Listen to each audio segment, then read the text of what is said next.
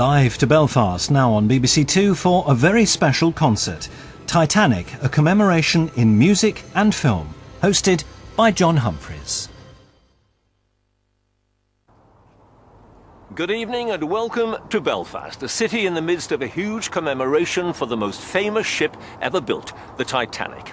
More than 25,000 people applied to be part of tonight's event, in which we will remember the many hundreds who perished and those who survived, but whose lives were changed forever by the events that took place exactly 100 years ago tonight. Here, at the Waterfront Hall in the heart of Belfast, just over a mile from where she was constructed, you will see a series of short documentaries, hear eyewitness accounts of that fateful journey, and see performances from, among others, Brian Ferry, Joss Stone, Nicola Benedetti, Alfie Boe and Maverick Sabre, in an event we hope will be a fitting tribute. Live from the city where Titanic was built.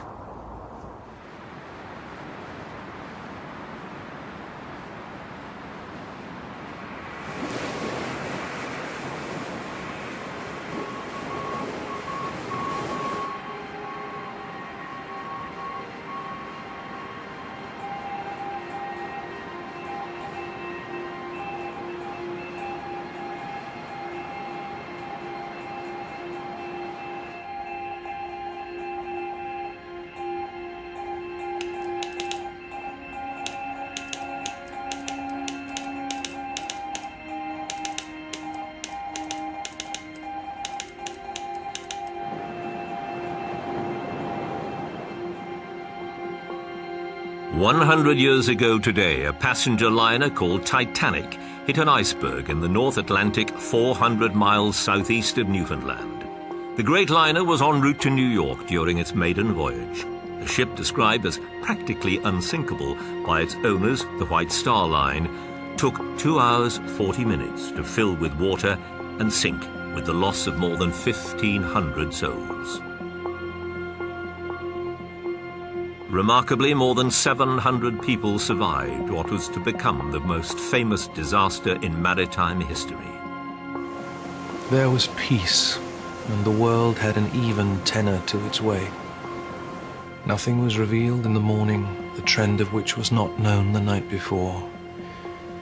It seems to me that the disaster about to occur was the event that not only made the world rub its eyes and awake, but woke it with a start, keeping it moving at a rapidly accelerating pace ever since, with less and less peace, satisfaction and happiness. To my mind, the world of today awoke April 15th, 1912. The news of the Titanic disaster was received with almost disbelief. There are stories of grown men actually in tears in the street. Here was the greatest ship in the world. This was her maiden voyage. She was unsinkable, and she hits an iceberg. You had the very wealthy and you had the very poor, and to some degree nature overpowered them all. Well, I think fundamentally Titanic is a signifier for the inevitable failure of flaunted technology, the fragility and fallibility of human ambition, and I think also the shipwreck of dreams.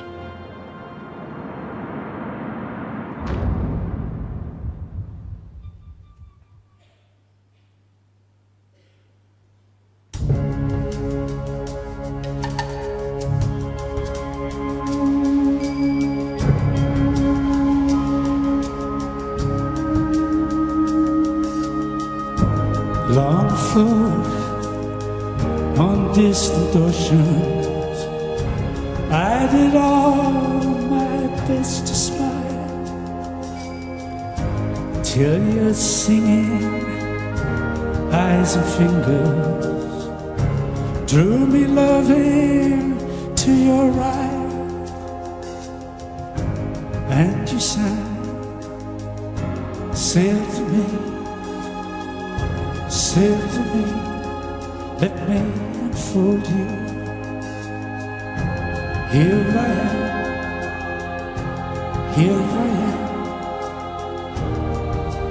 waiting to hold you.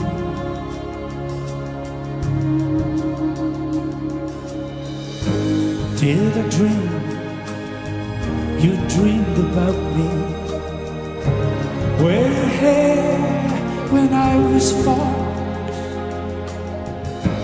Now my foolish heart is beating. Broken love long on your rocks. For you said, touch me now, touch me now, come back tomorrow. Oh my heart, oh my heart, sighs from the sorrow.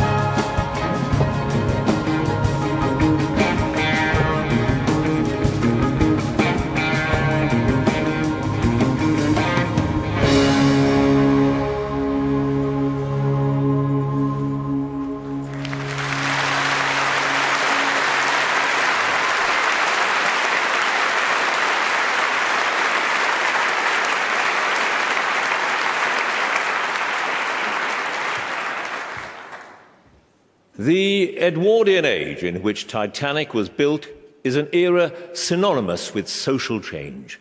It was a time of great opulence for some, but a harsh, tough life for most. For people of every class, though, Titanic offered the chance to travel to a land defined by its optimism, the United States of America. The North Atlantic crossing in the early 20th century was the most profitable steamship route in the world, with British ships competing with French, Belgian, and especially German liners for passengers. Scores of ships crossed and recrossed the Atlantic, carrying everyone from the rich and famous, in first class, to emigrants in steerage, hoping to start a new life in the land of opportunity. The United States was a magnet for the largest number of European immigrants in the 19th century and into the early 20th because it was the hottest, most dynamic economy in the world. It was the place where growth was exponential. At last, I was going to America. Really, really going at last. The boundaries burst, the arch of heaven soared. 1,000,000 suns shone out for every star. The winds rushed in from outer space, roaring in my ears, America! America! New York, at the turn of the 20th century, was a city that had exploded in size over the last 80 and 90 years, and had become one of the world's great cities. It was immensely rich. Fifth Avenue at that time was the greatest millionaires' row the world has ever seen. And we were building buildings like Grand Central and the New York Public Library. It was a very vibrant and very assertive city at that time. This was the age of the Carnegies and the Astors, the plutocrats who'd got rich in the Gilded Age. And the richest of them all, John Pierpont Morgan, who dominated American industrial finance. His library, built of pink marble from Tennessee, still stands in Midtown Manhattan.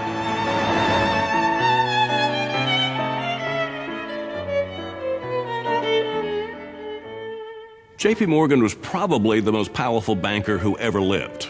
He was a formidable figure. There was no banker today who has 1% of the power and prestige that J.P. Morgan had. Keen to have a slice of the lucrative North Atlantic liner business, Morgan bought the British company White Star Line in 1902 for $32 million, the equivalent today of $837 million.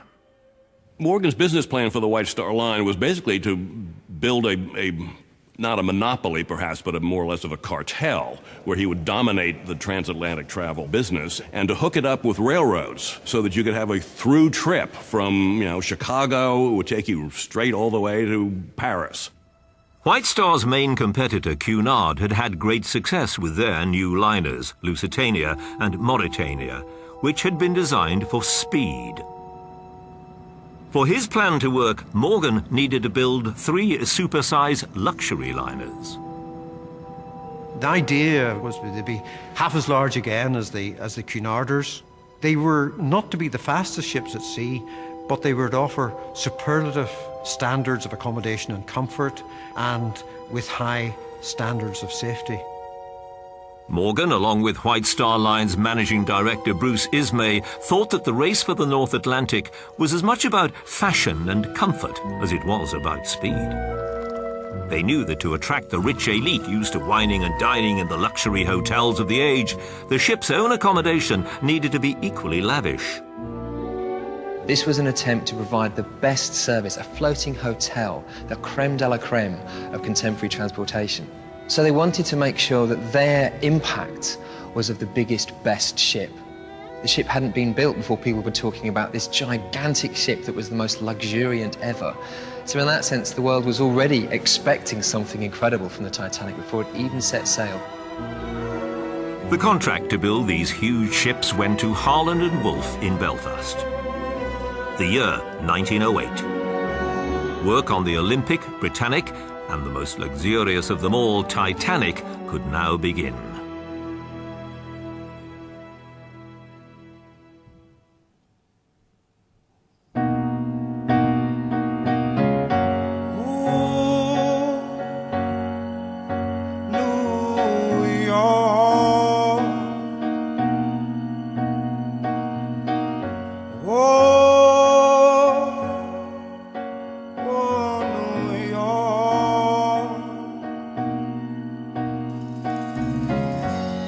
Up in a town that is famous as the place of movie.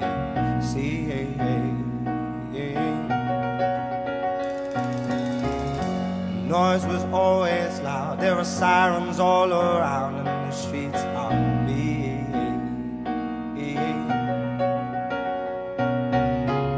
If I could make it here, I could make it anywhere. That's what they say.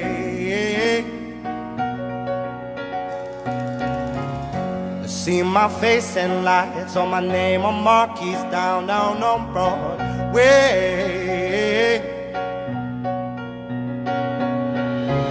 Even if it ain't all it seems, I got a pocket full of dreams, baby. I'm from New York, concrete jungle where dreams are made of. There's nothing you can do. Now you're in New York. Will make you feel brand new. Big lights will inspire you.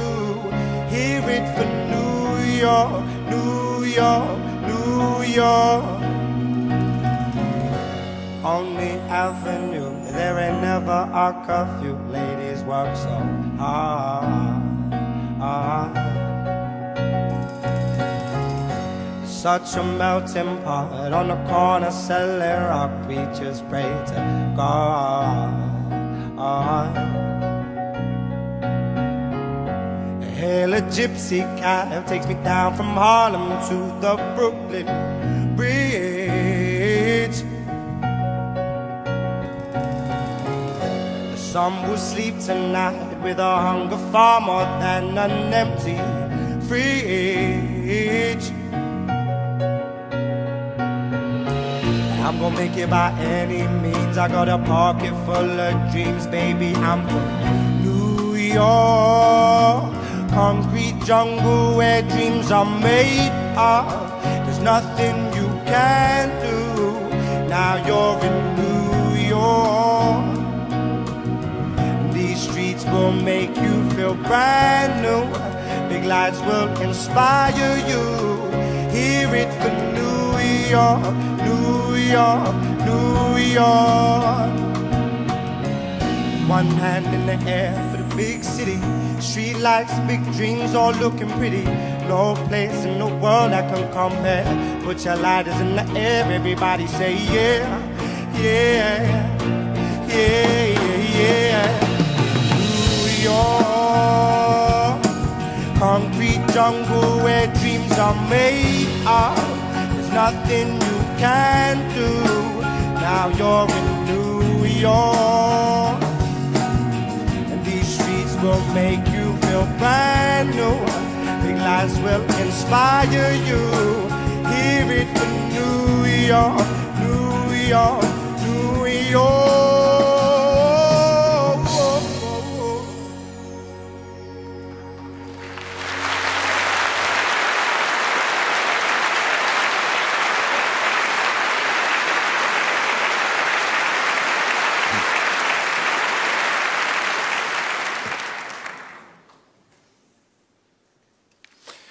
Belfast Newsletter, 21st of October, 1910.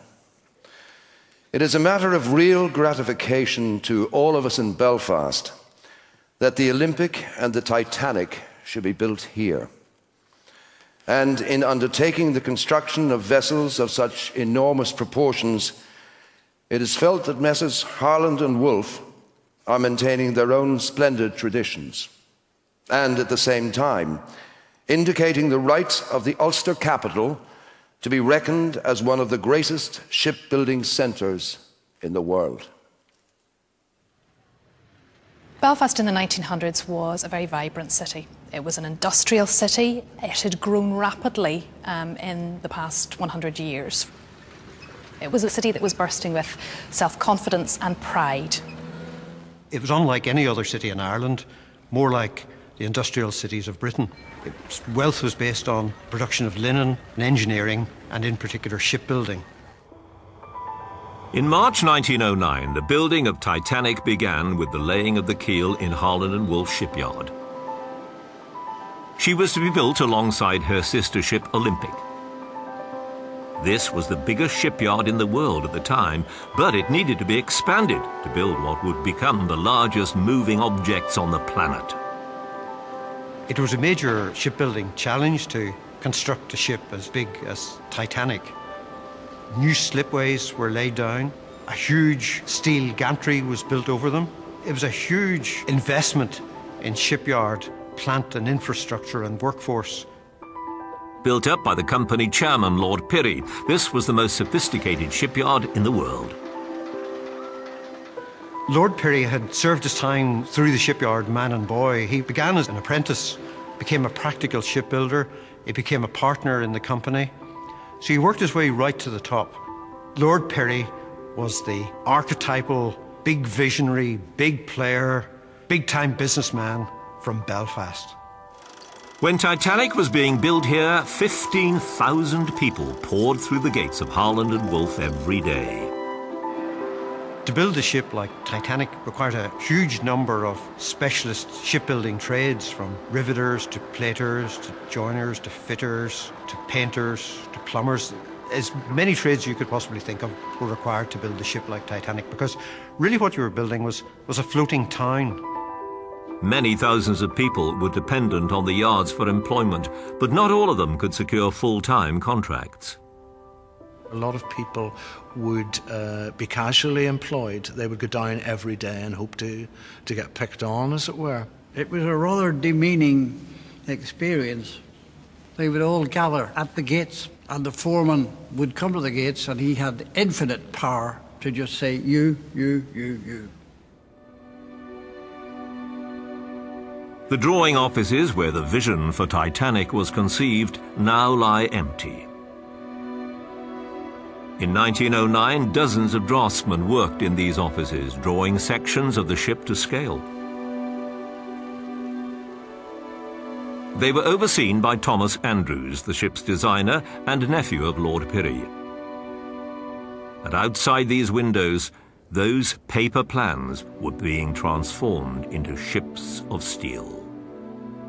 The steel hull had to be erected on the slipway. Then the hull had to be plated, and the whole structure was held together by steel pins called rivets, and there were millions of these used in the construction of Titanic. There was a relatively small amount of electricity being used in those days, but Harland and Wolff were ahead of the times. The shipyard had its own generating station to provide electricity for tools, machinery, and for lighting the entire site. Harland and Wolff dominated the landscape, and they could visibly see the signs of shipbuilding. The shipyard cranes and gantries were visible at the end of every street, and the presence of the shipyard loomed over our little working-class houses. Belfast impresses you as being a very rich and busy city. And out of the water, beyond the custom house, dimly seen through smoke and mist, rose some huge, shapeless thing, which I found to be a shipbuilding yard, wherein 10,000 men were hammering iron and steel into great ocean liners. The noise of wheels and hoofs and cranks and spindles and steam hammers filled my ears and made my head ache. The working conditions 100 years ago were like nothing we could tolerate today. You did physical, heavy, dirty, dangerous work all day, particularly the riveters, going up 60, 70, sometimes 80 feet onto scaffolding. They would go on those planks at 5 o'clock in the morning. The planks would be covered with ice, bird droppings. Injury was accepted, and death was not uncommon. During the building of Olympic and Titanic, a report listed 246 accidents, of which 8 were fatalities. My great-grandfather, he was a riveter. Robert James Murphy, he was the riveter who fell to his death on the Titanic. His son, also called Robert James Murphy, he had fallen to his death from the scaffolding 6 months earlier on the Olympic. An extraordinary coincidence. I just have a feeling that life was cheap.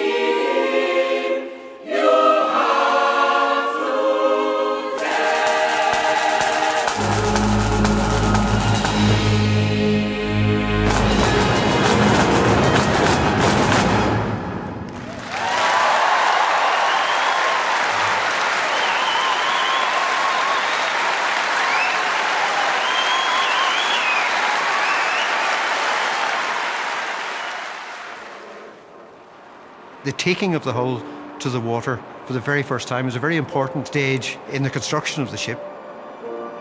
She's moving into the water and is afloat for the very first time, and it marks the transition from an inert mass of steel, land-bound, to a living, floating vessel on the water. When Titanic was launched, she became the largest moving object on the planet. She was 882 feet 9 inches long. Fitting out the most luxurious ship in the world took another 10 months. On April the 2nd, 1912, Titanic sailed to Southampton on her first voyage.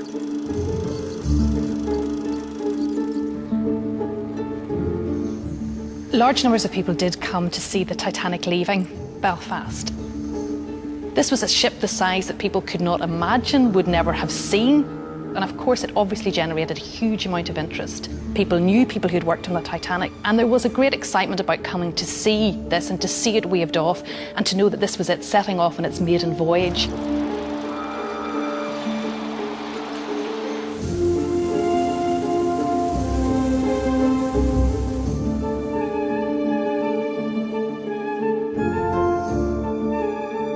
Titanic's arrival in Southampton marked the start of the huge operation of preparing the ship for the voyage to New York. Cargo, mail, food and drink all had to be loaded in great quantities, and her crew had to be interviewed and signed up. There was 900 crew on the Titanic. 300 were in the engine department, trimmers, firemen, that sort of thing, but 500 were in the victualling department to look after the passengers, including stewards and things like that. Nearly 700 of the crew who were taken on for the maiden voyage came from Southampton. Titanic represented state-of-the-art technology in every way. For example, she had electric cranes for handling all the passengers' baggage. She had 10,000 electric light bulbs. She had elevators powered by electricity. And these were really wonders that drew passengers to the ship. A dedicated boat train brought many of the first-class passengers directly from London Waterloo to the quayside at Southampton. People getting aboard the Titanic would have come from all walks of life. And so Southampton docks must have been a massive confusion. Noise, bustle, people with large trunks, but also people with sacks on their backs with all their worldly possessions gathered together. So there'd be noise and confusion, but also excitement as well, as they all try to get their goods and possessions and then find their relevant station on board. And then, right in the middle of all this commotion, the boat train arrives with more passengers, and they all have to be taken to their berths very, very quickly. Of course, once you'd made sure your luggage and cargo was on board the ship, you would then walk up one of the main reception areas. And of course, waiting for you would be the band, playing one of a number of songs as part of an official welcoming to this wonderful ship and the whole experience. That was your first experience of the Titanic. Music, lots of people waiting with drinks, giving you canapé. It was all part of this experience that you were part of a very exclusive party setting sail on a big adventure. Dear Mrs. Burbage, you cannot imagine how pleased I was to find your exquisite basket of flowers in our sitting room on the steamer. But what a ship! So huge and so magnificently appointed.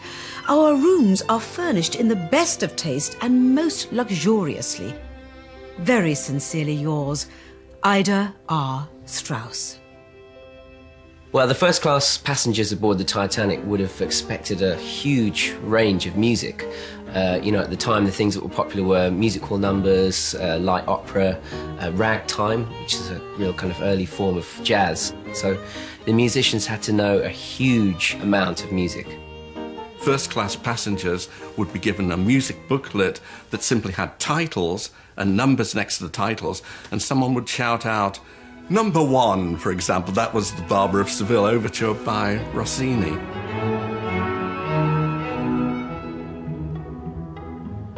There were more than 352 tunes on the White Star Line's list of music, and it was the responsibility of the band leader, Wallace Hartley, to ensure that his fellow musicians knew every one of them by heart. Hartley was just 33 years old, from Colne in Lancashire. He'd worked on liners before. The band would have played in various parts of the ship, They wouldn't always play together, they'd split up. A trio, for example, might go to the Café Parisien and play as a palm court trio. It was known as a palm court trio because they tended to be concealed by potted palms.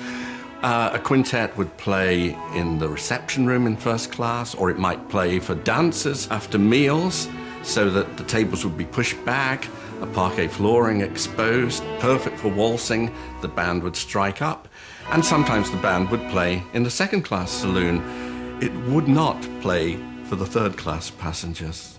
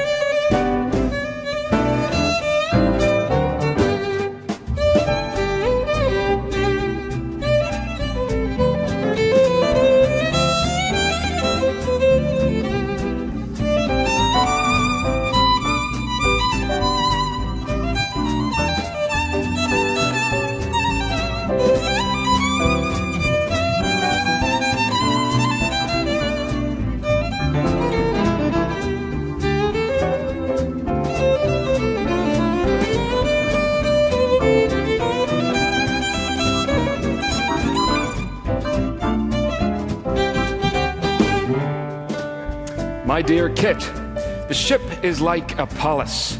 There is an uninterrupted deck run of 165 yards for exercise, and a ripping swimming bath, gymnasium and squash racket court, a huge lounge and surrounding verandas. My cabin is ripping. Hot and cold water and a very comfy looking bed and plenty of room. Write and tell me how you're getting on. 1 letter a week ought not to overtower you. Your loving Dad.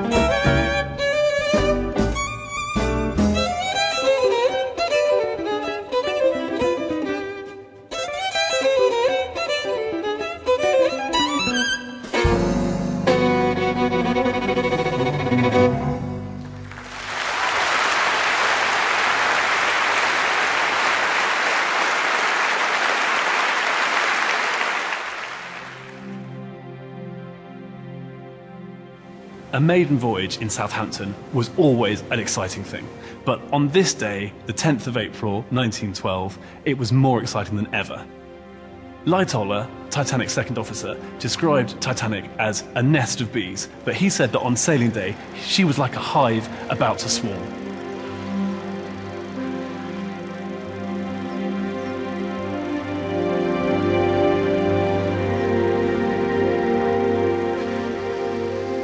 Titanic's captain for this maiden voyage was Captain Smith, affectionately known as EJ. He was regarded as the millionaire's captain.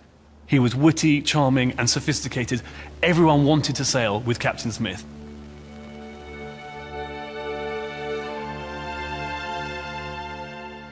The first stopping point for the Titanic's maiden voyage was Cherbourg, and this was part of the grand strategy to have the greatest and best people on board. So this is where Europe's elite actually boarded the Titanic. people from high society in Paris, and of course from other parts of Europe as well, making up a large proportion of the 26 or 27 nationalities that you can count on the ship's manifest. Well, the people traveling on the Titanic were a mixed bag of people, a Noah's Ark. They were American multimillionaires like John Jacob Astor IV and his brand new wife. There were people like Isidore Straus, who owned Macy's. There were businessmen traveling back from business trips to Europe. There were more than 30 millionaires on board Titanic, so many the press called it the Millionaires' Special. For it to be known that you were on this maiden voyage was part of not only society gossip, but also part of a larger public knowledge of what you were up to. After a 6-week holiday in Italy, the silent screen star Dorothy Gibson was returning to New York on Titanic to shoot a new movie. She was the highest-paid film actress in the world, one of more than 300 first-class passengers who'd paid up to £512 for a parlour ticket, the equivalent in today's money of £45,500.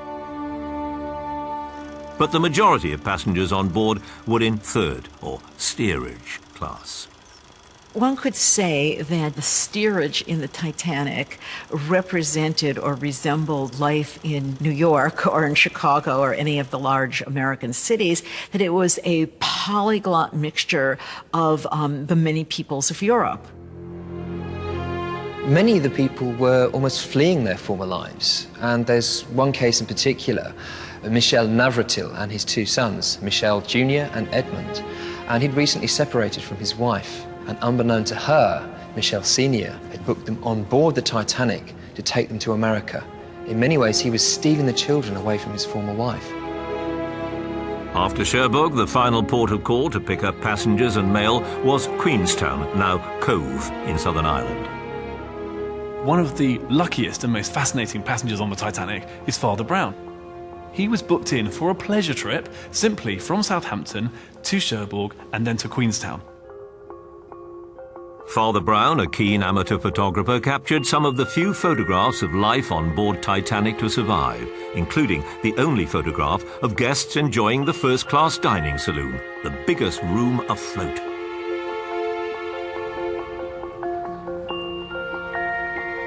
Before he disembarked at Queenstown, Father Brown captured these images of third-class steerage passengers waiting to get on board. A total of 2.5 million Irish people sailed from here during the 19th and early 20th centuries. Some 30,000 emigrated to America in 1912 alone. The people who were ready to board the Titanic in Queenstown would have been prepared to leave often their lives behind and to emigrate for a new life in America. This was nothing new in Ireland. For many people, there were limited job opportunities, and the choice for many was obvious, was to leave and to make a new life for themselves overseas. As well as taking on 120 passengers at Queenstown, Titanic loaded 1,385 mail bags. At 1:30 on the 11th of April, Titanic cast her moorings in Queenstown and steamed out into the Atlantic. There were 2,235 people on board. Father Brown captured these last images of the ship as she set sail for New York.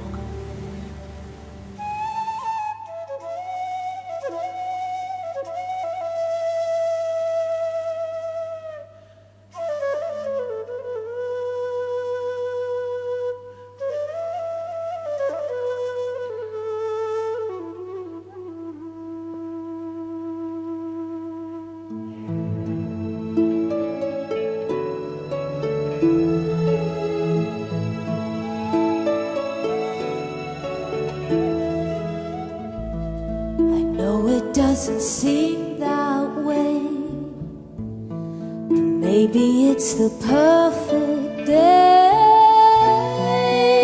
Even though the bills are piling, maybe Lady Luck ain't smiling.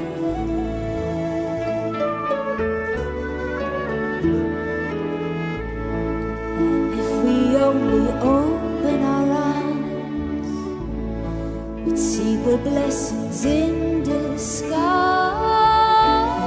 In all the rain clouds or fountains, though our troubles seem like mountains, there's gold in them hills. There's gold in them hills. So don't lose heart. Give the day a chance to start.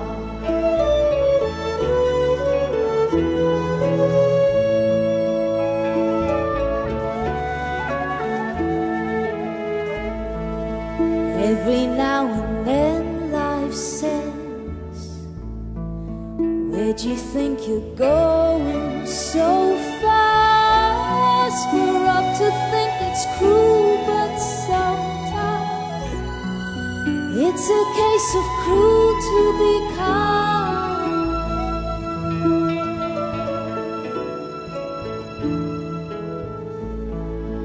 If we get up off our knees, why then we'd see the forest for the trees, and we'd see the new sun rising over the hills on the horizon.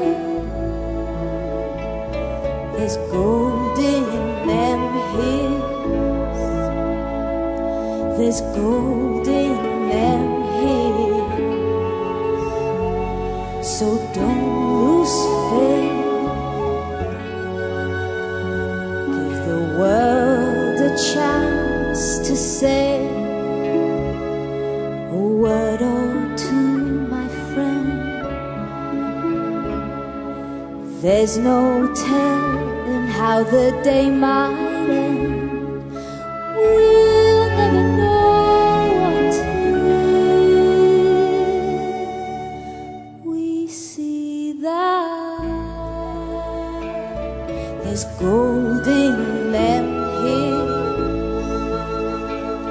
There's gold in them hills. So don't lose heart.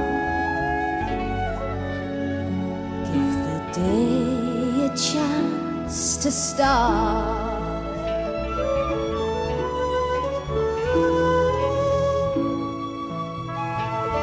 There's gold in them hills. There's gold in them hills.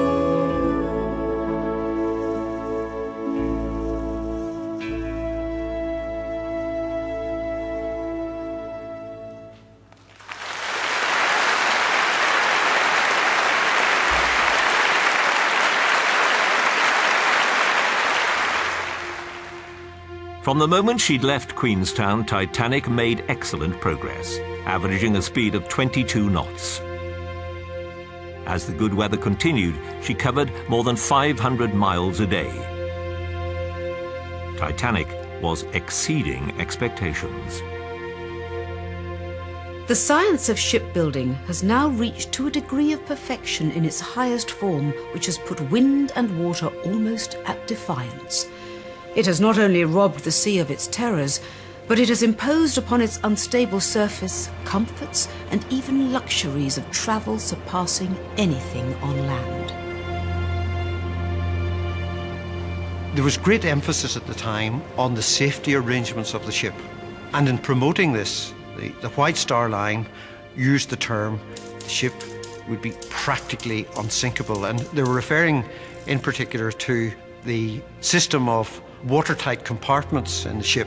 And in its promotional literature, the White Star Line was saying that the captain on the bridge, by pressing a button, could electronically close the watertight doors in the event of an accident, practically making the ship unsinkable.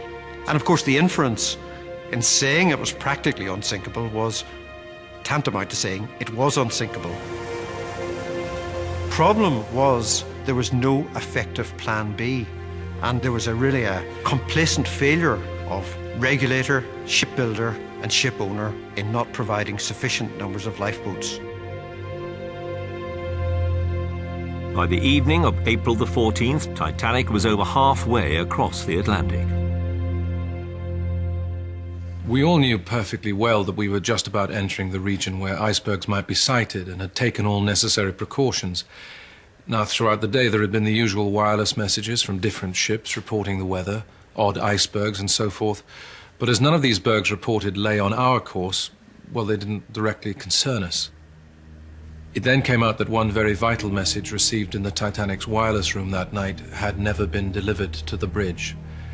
That message came from a ship called the Musaba, warning all ships of heavy pack ice, icebergs and field ice in an area then lying right ahead of the Titanic, and what was still worse, not far away.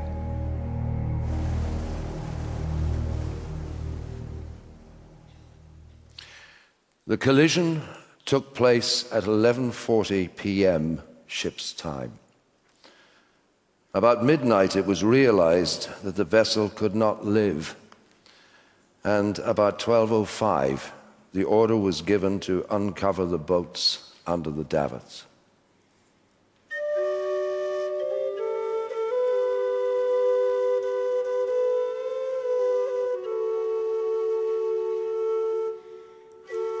On Sunday night, we were awoken and thrown out of our bunks by the shock of the collision. But we were not at all afraid, for everything was silent. The lights burned brightly.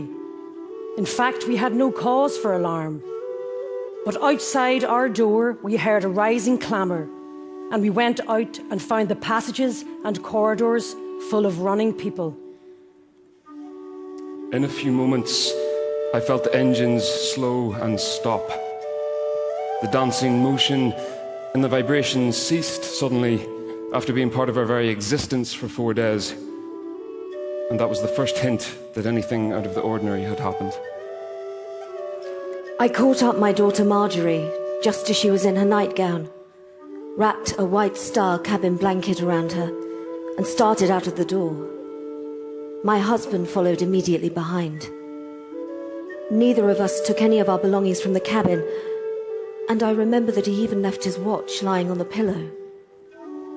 We did not doubt an instant that we would return.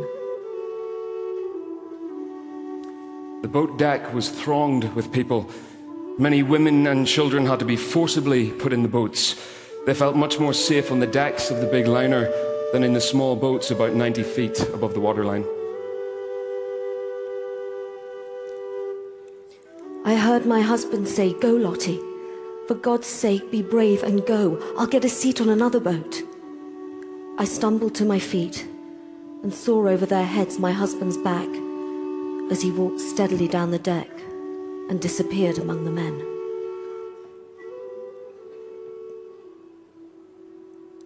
His face was turned away, so that I never saw it again. But I know he went unafraid to his death.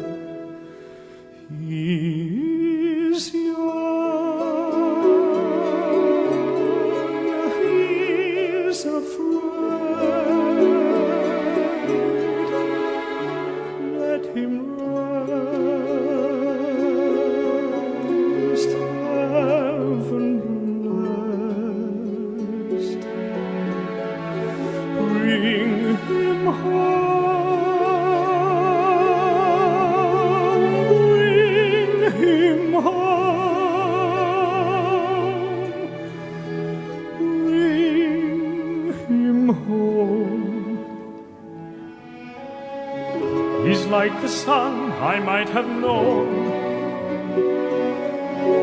if God had granted me a son. The summers die one by one, how soon they fly on and on. And I am old and will be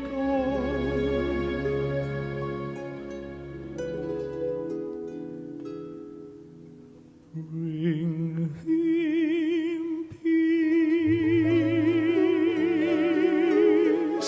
bring him joy. He is young, he is only a boy. You can take, you can give. Let him be, let him live. If I die, let me die.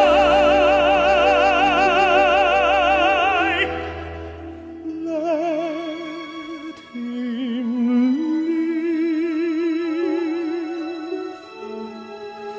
Bring him home. Bring him home.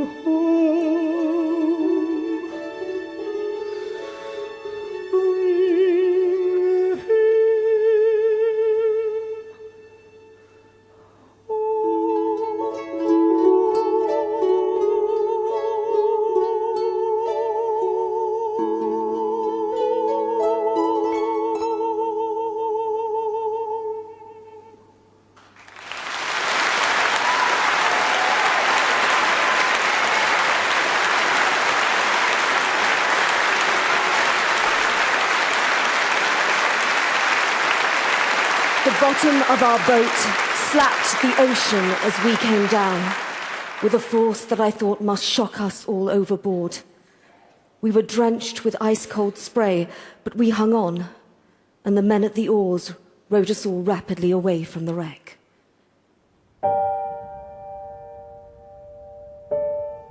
At midnight, 20 minutes after the collision, it became clear to Captain Smith that the ship was sinking.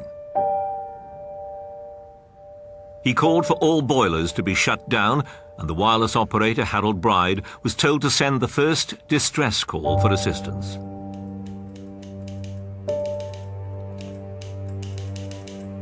Orders were given to uncover the lifeboats and get passengers and crew ready on deck.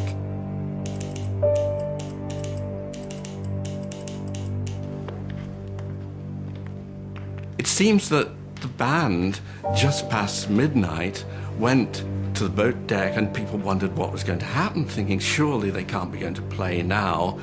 But of course, already rumor was beginning to spread that something had happened to the ship.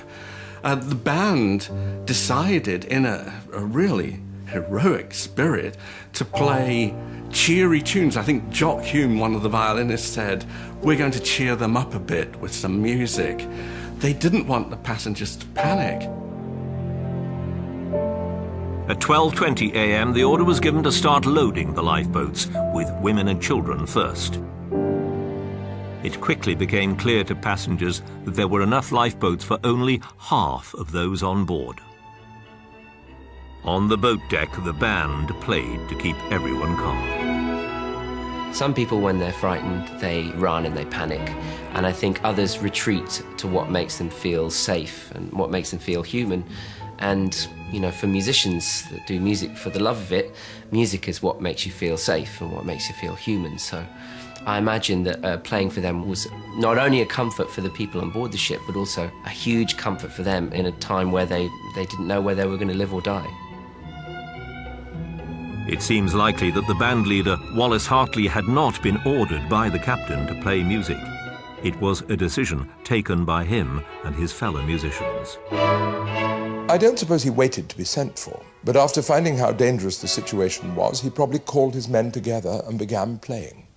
I know that he often said music was a bigger weapon for stopping disorder than anything on earth. He knew the value of the weapon he had, and I think he proved the point. Hartley and his band played for more than 2 hours. The ship's lights went out at 2:18 in the morning. All the lifeboats had left, but there were still more than 1,500 people on board the sinking ship.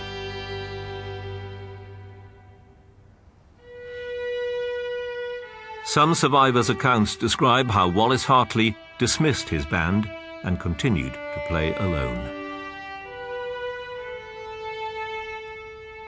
Wallace Hartley had told a member of a band with whom he'd played on another ship that if disaster were to strike, he was likely to play Nearer My God to Thee. It was a hymn that meant a great deal to him. It was a tune that his father, as choir master of Bethel Chapel in Colne, had introduced to that chapel. If you think that they'd done their best to calm down passengers, and now the moment had come, there were no lights, the lights had gone off, the water was coming around him. Some passengers who survived say that it was circling around his knees. What are you going to play? He's playing his own requiem. He's going to play that tune that he sang as a boy in the chapel at home.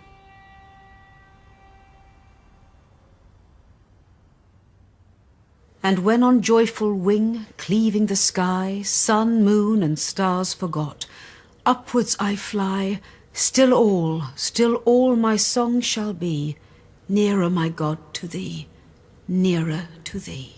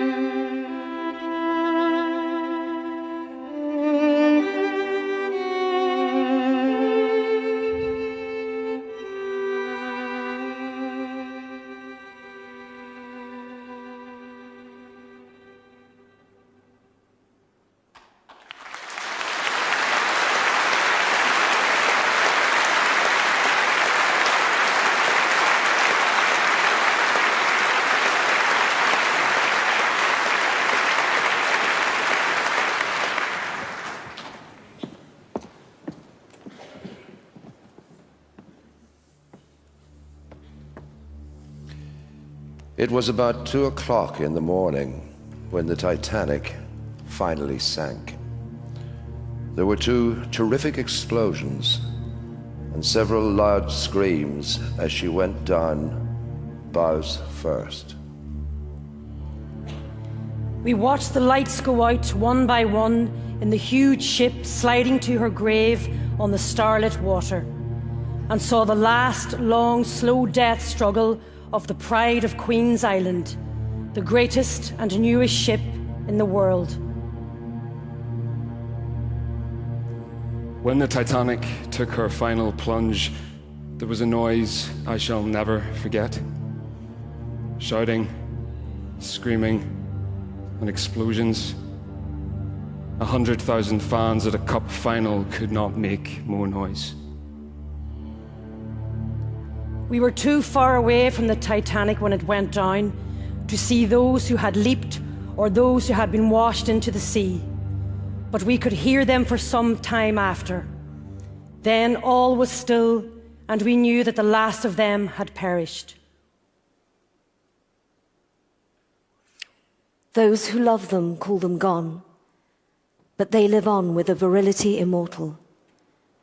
The courage of 1,500 souls who quietly gave their lives for others floods an entire world and makes us humbly eager to give tribute by living nobler lives.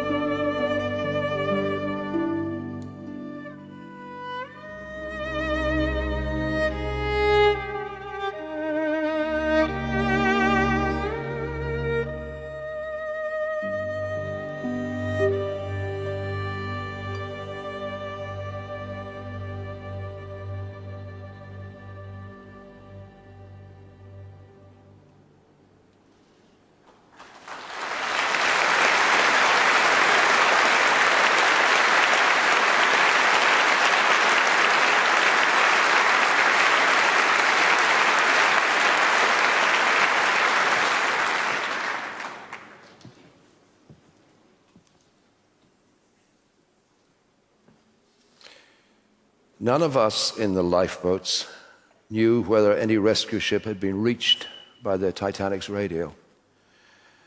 All during the night we saw lights all around us, but they proved only to be the flashlights of other lifeboats. The distress signals sent by Titanic were received at the Marconi radio station at Cape Race in Newfoundland early in the morning of April the 15th.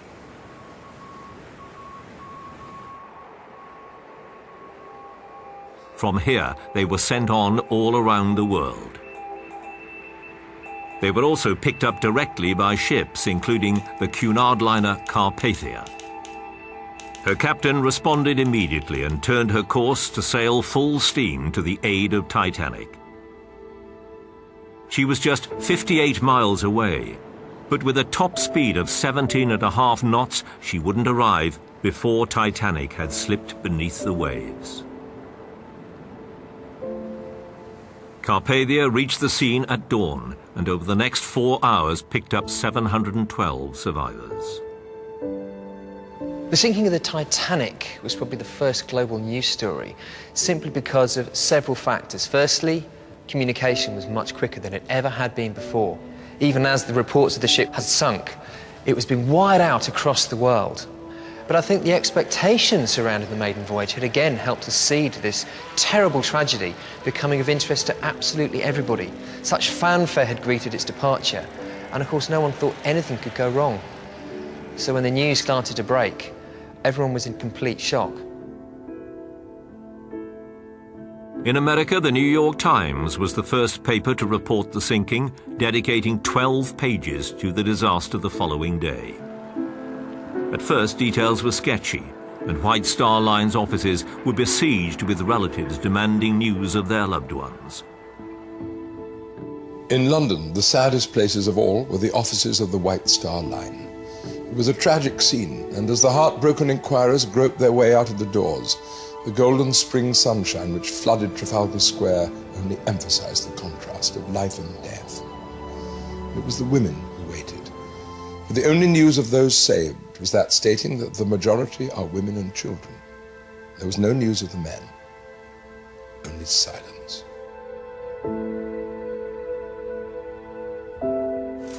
In Belfast, it was received with disbelief that a ship which had been so recently at the heart of the city was now lying on the bottom of the Atlantic Ocean.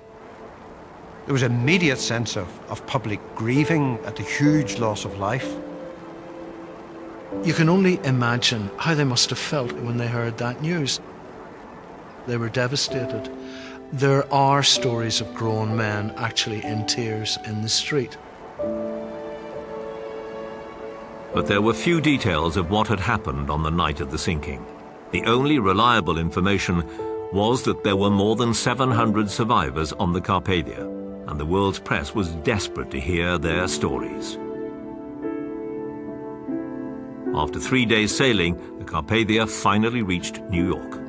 The competition awaiting the Carpathia to get exclusive stories was intense. When the Carpathia was first sighted, the press immediately rushed into action. A number of reporters had already chartered tugboats, and they assembled as a flotilla and followed the Carpathia along toward Pier 54. Once they got close enough, the reporters are said to have been shouting up at the passengers, trying to get any information, any stories they could get. I shall never forget the night the Carpathia got in. The great pier was packed with people. They were very quiet. There was no noise, no confusion.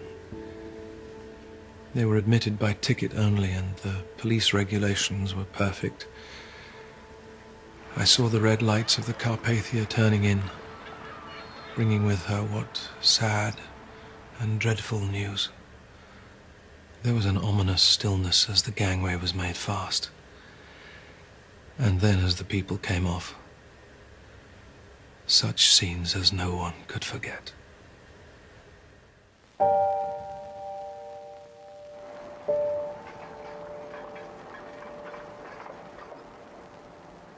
Once ashore, the survivors gave their accounts of the disaster.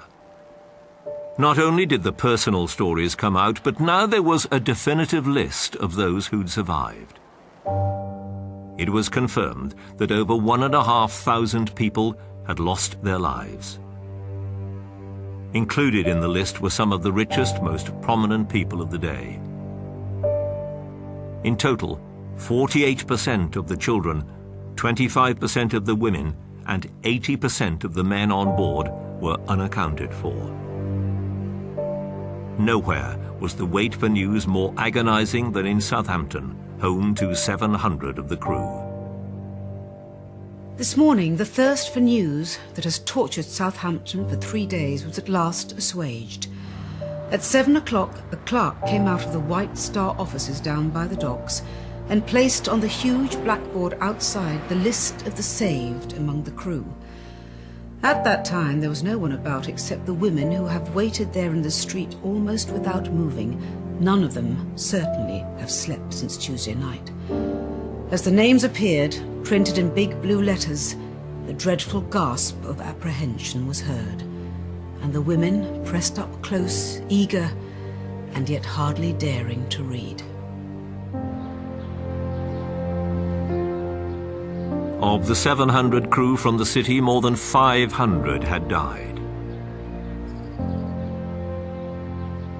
It was said that there was hardly a street in Southampton that hadn't lost someone on the ship.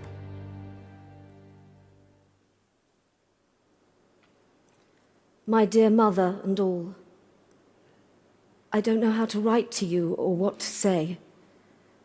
I feel I shall go mad sometimes, but as much as my heart aches, it aches for you too, for he is your son, and the best that ever lived. I had not given up hope till today that he might be found, but I'm told all boats are accounted for.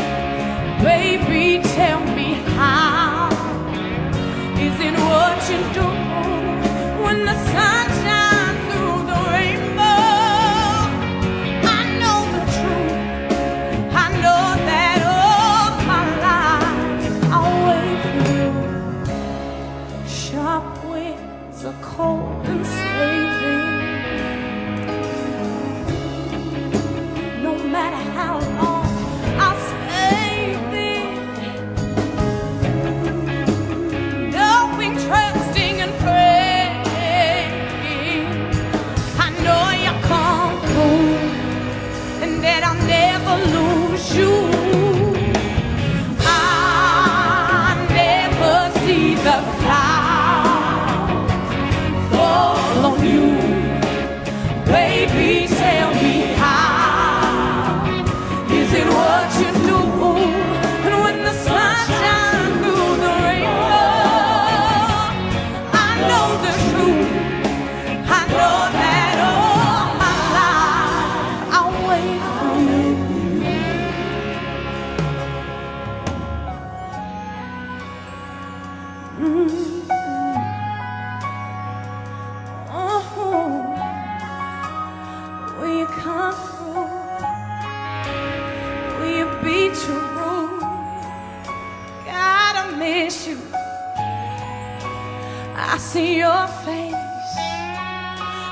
leaving this place. I'm never leaving this place.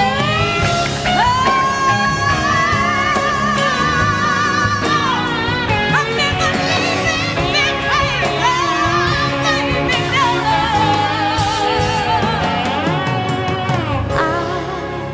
I never see the clouds fall on you. Baby, tell me how is it what you do?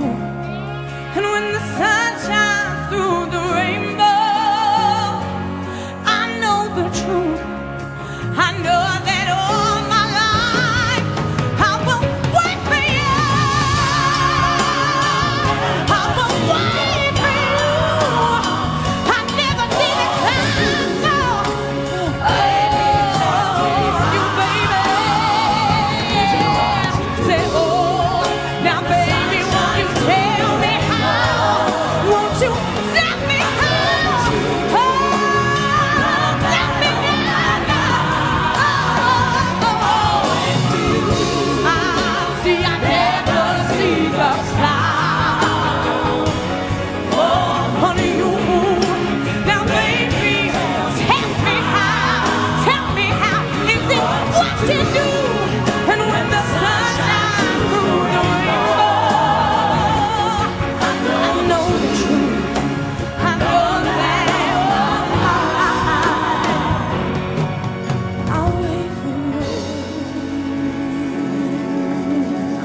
see the clouds fall on you.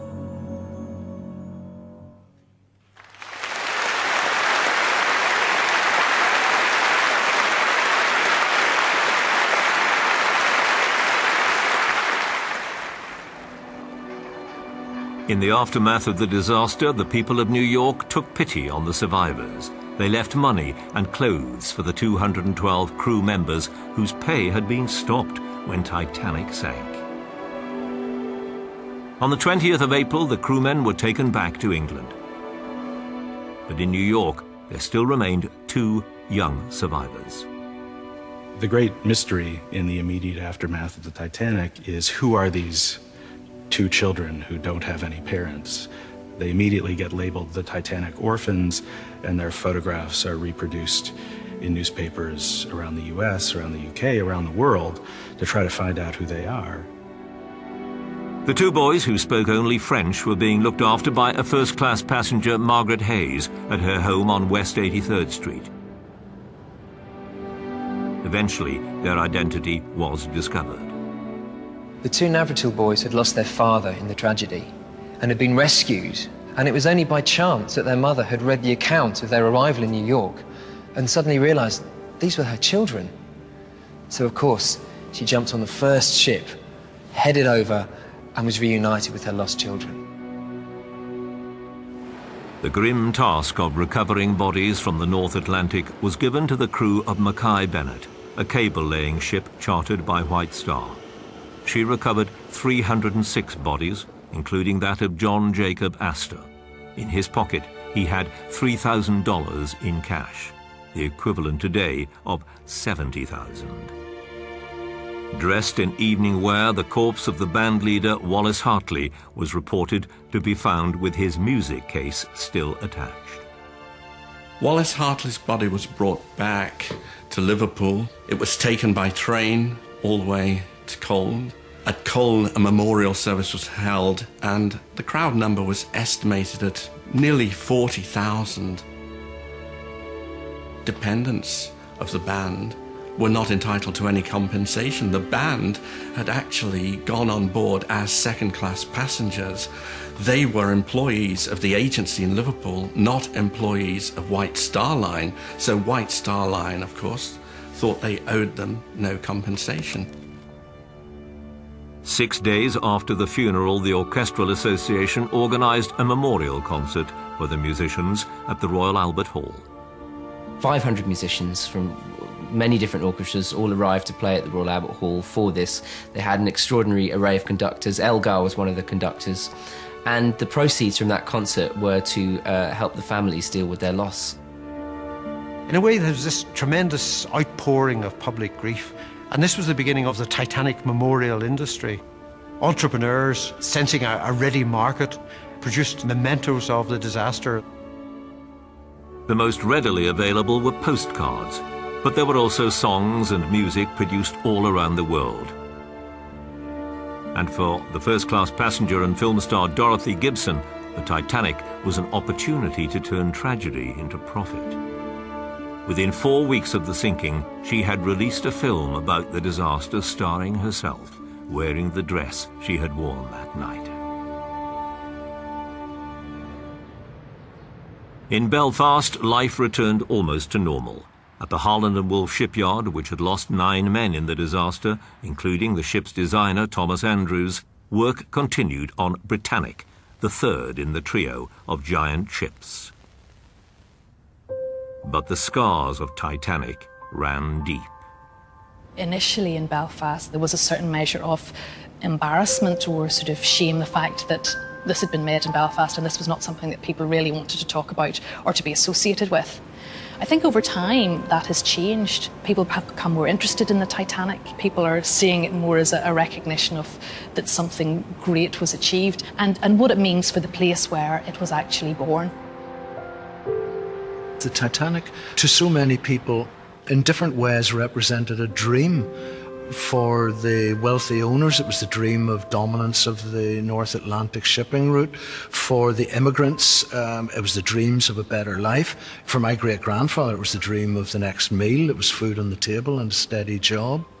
Everybody had their own piece of ownership, I think, of the Titanic.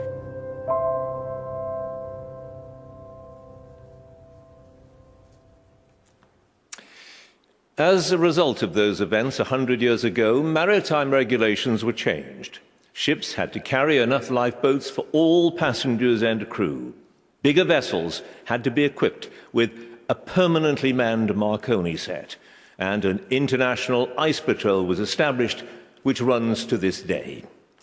But the sinking of the Titanic did not deter the shipping lines from their quest to build ever bigger and better ships.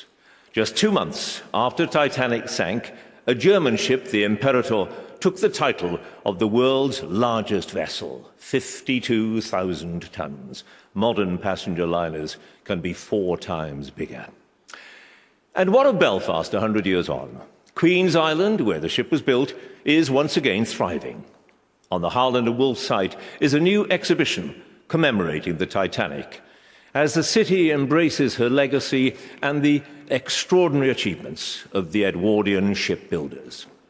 That exhibition in the city's Titanic Quarter serves as a reminder of the human endeavour that built the Titanic, the tragedy that befell her, the bravery of those on board, and the souls who were lost that night. I hope that tonight we've made a modest contribution to the legacy of the Titanic. From everyone here in the Waterfront Hall and the thousands watching in Belfast, good night.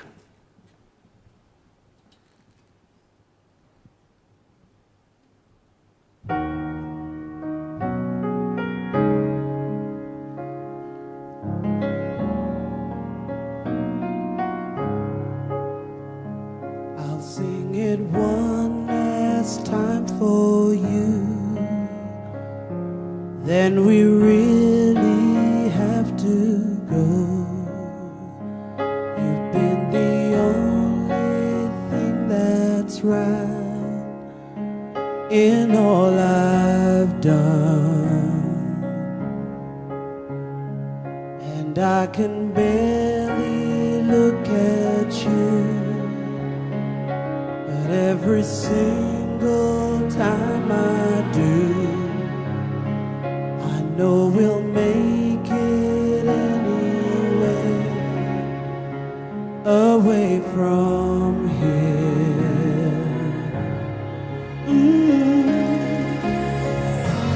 Light up,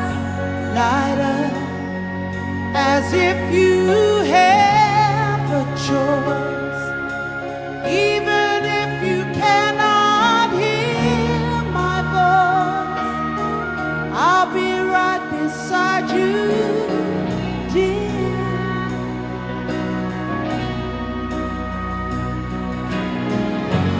Louder, louder, and we'll run for our lives. I can hardly speak, I understand why you can't.